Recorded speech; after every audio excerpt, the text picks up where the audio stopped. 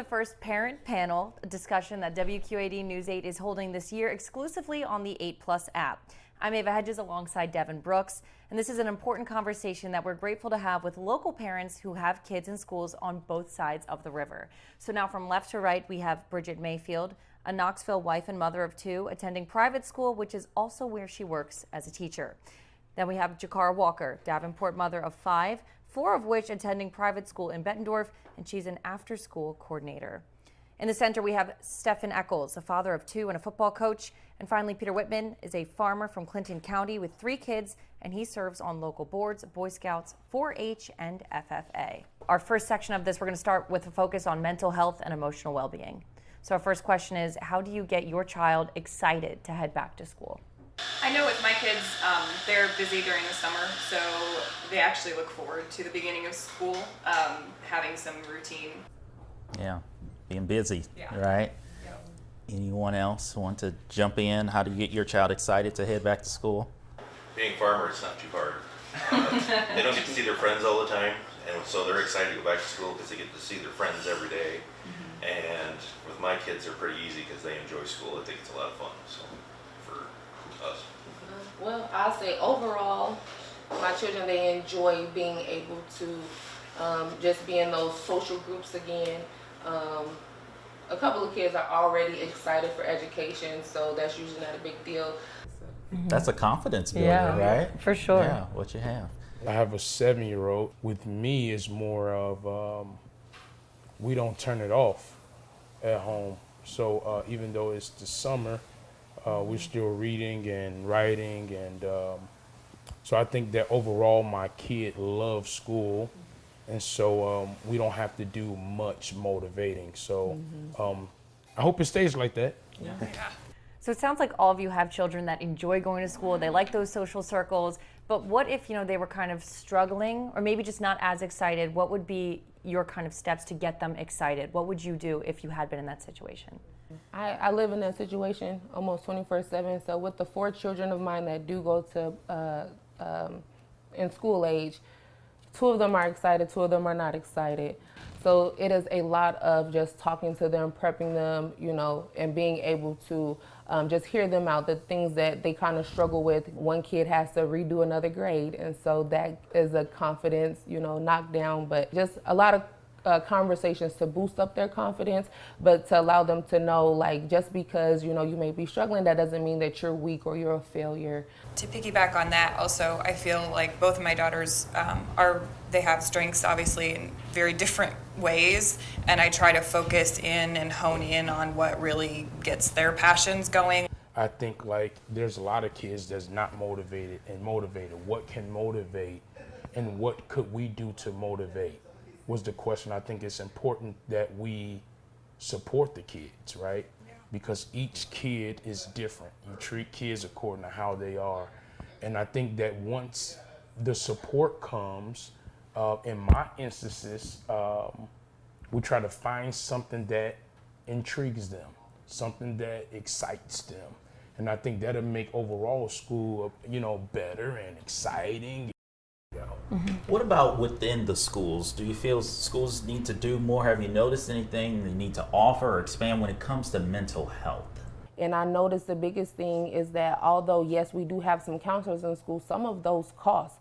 Some parents cannot afford for students to be able to, their child to be able to have that counseling. And a lot of kids face a lot of adversity when they do go home. I feel that, schools or just the community of people should do more fundraising or have more grants available for mental health for these schools, so that professionals can be in there and the parent doesn't have to worry about having to pay for that. One thing I saw with our school was that the teachers have taken upon themselves to have the parents and the child come to conferences and have them sit down, and then we discuss with the teacher how things are going in class, but then she actually in front of us discusses with the student, okay, how are you feeling about how things are going? How are you feeling about the other kids in the class? Are there students that you have trouble with? I think the biggest thing is it's a 50-50. Teachers and the parents have to work together to figure out how to do it. And I think, Bridget, you could probably offer a really unique perspective here because you are a teacher and you have school-age children. There's so many things that are happening to kids, and it's unique for every single child. And when you get emotional outbursts or behaviors that aren't desirable in the classroom, there's a whole backdrop of information that is vital for the people handling that outburst to understand and know. And every parent, I think, would be safe to say, wants the best for their child. So giving them the key tools that they need to function in the world is what, my goal as a parent is. Right. Teaching that skill of empathy of why maybe that child didn't have that assignment done. Right. But also holding expectations for kids. They need to have expectations. In the real big world, there are expectations on us as adults. Another part of this panel, helping the children when it comes to, let's talk about the topic of social media and AI. It's steady changing and evolving in all of our lives. How do you manage your child's screen time and the social media usage during the school year? I've got a 13-year-old and I've got an 8-year-old. Neither of my kids have a phone. Neither of them will have a phone probably until they're 15 or 16. And I think parental observations of what their kids are doing on gaming, and I have 2 daughters that never really got into gaming, so I can't speak personally on the battle that probably is and tug of war on time spent doing that. But I'm a firm believer in kids being active in things that are healthy in a variety of ways: sports, 4-H, FFA, student council.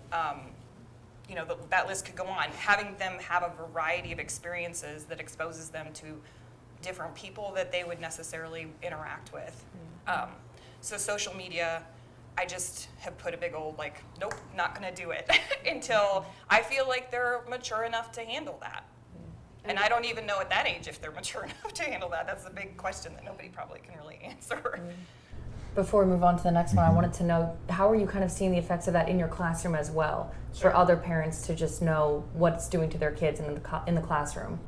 I know AI is kind of starting to be a trickle-in effect, but it's also a tool. I'm not opposed to it being a tool for both students and teachers in helping prepare them better. It almost can serve as like a little tutor if you use it the right way. I'm in my 30s and social media is a lot for me, so I have to take my breaks from social media as well. I definitely feel that parents should understand the dangers of it, because it really can be dangerous, because there are people that are out there that are pretending to be children and they're not children. There's predators that are out there. Yeah, so I was wondering, anybody else have any other kind of how to set that example, or what kind of rules or standards you have in place, whether it's social media or just using responsible digital behavior, whether that's in the classroom, but then also at home? I think social media is important for certain things in school because it helps them to be able to show the community what's going on, but it should be controlled. And as a parent, I think that's kind of our job to kind of look over their shoulder and say, okay, yeah, you can't do that, or yes, you can. When it comes to the AI side of it, I grew up with a learning disability, so I used grammar. I had all the AI, well, sort of an AI program that helped me with my grammar and my spelling. And so to me, it helps my kids with their spelling and their grammar, and it kind of helps me be able to help them understand how to use it. It is technology. I do think, there will be jobs in these fields when you get older if you are, savvy in this. So we don't necessarily want to turn it off altogether, but no, there are dangers out there lurking. Let's get into another hot topic that we have here. Sure. So we want to kind of know about how schools should handle current events such as elections, protests, and global conflicts. How do you think schools should go about that? I was just going to add, if you want, with this question, let's kind of also pair this up with how should schools approach controversial topics such as books or curriculum as well? Okay, whatever you want to touch on. Yeah. You want to start? I tried to get them to be a good disseminator of information, or being able to take in the information and analyze it. What is it saying? Do you see both sides of the story? Do you see any holes in the story? Do you know? And then from there, does that seem right? I can't shelter them from the world. Eventually, they're gonna have to live in it on their own. So, how to make these decisions yourself is kind of where we try to get to. I would rather just have allow me to deal with my kid and with their social views and things like that, talking openly, grabbing stuff that, different opinions and things of that sort. But I think that comes again to family time. I think we need to be building family, right, and talking to our own kids concerning these issues. Oh, I was going to ask, do you think it helps, does anyone feel that this helps, like, certain books and topics in the classroom that do come up? Does that at least help spark the conversation that you can then carry on at home and have that type of family discussion? Yeah, those are different. Okay. Some things should be left to the families, but if it does have to happen in a school setting, I would say make it a forum, make it available to families and students to be able to discuss these topics, because some families really care about it and they want their kids to discuss it in a school setting. Whereas some families, their core values are different and they don't want their kids to be exposed to some things or to have those conversations. But I feel that there should be a lot more communication with schools and with parents, because if it's best for us to help our students, help our children, how can we when there is such a gap in communication? I don't necessarily just want a text message. Like, I love a newsletter. I love detailed information so I can be prepared, as far as what's happening in the kids' classroom. But it's so important for our kids to have the ability to talk to their parents about what's going on in the world. It could be a flood of information. It is a flood of information, and how do we filter that personally as parents and help our kids learn how to do that as well? Another critical area in education right now is school safety. Mm-hmm. How confident are you in your child's school safety measures, would you say? Anybody want to start? Go ahead, Elliot. I feel like the school is taking the best precautions that they can. Anyone else want to I was pretty impressed with the school that we're a part of. They, at the beginning of the year last year, they started a new program where they text all the parents on anything that goes on in the school. So like at one point in the fall, we had a child that overstepped and got himself in really big trouble, and they had shut the whole school down, and all the parents got a message about it, that the school is in lockdown, the police are there, student has been apprehended. As a parent, to know all that information right away and not be like, okay, I heard the school is shut down, what's going on? Mm-hmm. To know that it's already been taken care of, everything's good, that makes me relax. We also had a tornado that came through, a storm system that came through with a tornado in it. And the school was able to text out, hey, we're gonna hold the kids in place for 15 minutes, let the system go through. Don't come to the school, just stay home, come and get them in about 15 minutes. I also think it's important to have the police presence, but the police that are present should be a certain personality, they need to be more friendly, personable with the kids, something that keeps the kids at ease.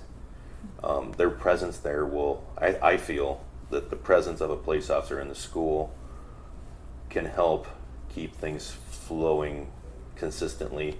To me, if the person is personable with the kids and the kids enjoy him I think that they relax more and they know that they're safe. Teachers, staff, everybody has to be aware of these policies and procedures, of these safety precautions. Being over-prepared is never a bad issue, but teaching people how to not panic in those type of moments is usually the thing that keeps you alive. When it comes down to the random acts of violence, where that's a student or whomever, it is our duty as a citizen, but things that we should also teach our children is how to be aware of people or their emotions and things like that. Just a simple check-in, hello, how are you today? It might save somebody's life, literally, because some people may feel like they're invisible, but same thing when those kids walk through those doors, whether it's home, school, or programs or whatnot, check in with them, genuinely check in with them. Allow yourself to try to be a safe space for students, for teachers, parents, or whatever, to be able to talk to. so people can unwind. All right. Cell phone policies. Let's talk that. I think that's really important right now in today's age. Especially after those laws were just passed as well. So what are we thinking about the idea of, restricting cell phone use during school hours? How do you guys feel about students not having phones? Me and my wife say that they don't get their phone till they can drive. And we're sticking to it. Our 15-year-old just got a permit and she just got her cell phone, and she doesn't even use it much. She forgets it more than we're on the farm. I need to be able to contact her, and she leaves it in the house. It's like, okay, now you got to learn how to keep it in your pocket. But every day she plugs it in. When she goes to school, it stays at home unless she's got a sporting event after, and that's only so she can contact us when she's done. So we were on the topic of school safety. So say there is an emergency at school. Do you want your child to have their cell phone? How do you kind of handle that? I know that's a hot topic with parents. I know me and my wife last night were discussing that, and I feel there should be if the parents want their kids to have their phones, that's fine. But I think the school should have a program of some sort, some kind of a system that they can turn on that'll shut the phone reception off so they can't make phone calls. But in the case of an emergency, it shuts that system off so then they can make a phone call if they need to. It's a distraction. You're there to learn, you know? I feel really torn on this because I think kids, like us adults, use their cell phones to distract them from participating in what's around them. My knee-jerk reaction when I see a kid on their phone, or even just having an earbud in, and I know they're listening to whatever, or they're not fully checked in. So I find myself saying, join us, come in here. It's almost like they've left the room, but they just haven't physically left the room. In our school, all of our teachers have a cell phone bucket, tray, whatever. So they have their phones going from class to class because they teach in a junior, senior high setting. They're required to put it in the front of the room. So if something were to happen, if there were a school security issue, they would have their phone in the room, but it's not on their person. And I don't see any problem with that. I don't think that that's a bad thing. I rack my brain, like when I was playing in high school and in college, I never would have had my cell phone out if I had one at that time. I'll age myself there. But I never would have disrespected my coach by having an earbud in at the beginning of practice. Like, put it away. It is not needed right now. You should be right here 100%. Let's talk about, as we're starting to wrap up our time, want to focus on just the active role that parents are playing in their child's education. Yeah, what kind of things do you want to be involved this year at your child's school? Whether, it's volunteering, PTA, what kind of events would you like to see or be involved in? I think just involvement with the schools and parents in general, once again, conversations, funding, having resources, and properly planning things, but providing those resources again is, I feel, one of the key components. Any kind of activity that the school puts, gives, we are there. My kids usually want to go anyway. And so it's my opportunity to kind of meet their friends. And, maybe I know them from here, maybe I know them from there, maybe I know their parents. So I do like to have that interaction. I think just the presence alone, letting your voice be heard, if you have the opportunity to speak to a school board or at a meeting, raising those concerns so that your voice is heard. I think those are all important, and a lot of parents maybe don't want to step out there to step on any toes, but ultimately we're advocating for our kids every time we're present. And what else could be more important than advocating for your kids? We say out of the gate, because I say, hey, I'm here to help you. I'm here when it comes down to my child. I'm here. I'm on your side. They are my child, but if they're wrong, they're wrong. If they're right, they're right. But I'm here to help the teacher, so they do know that there is help from that parent side. But it's kind of like fence line. It's 50-50. You've got your side, I've got my side. We got to work together to keep that fence strong. And the kids' line of education is that fence line, and if we allow it to break, we didn't do our job. So.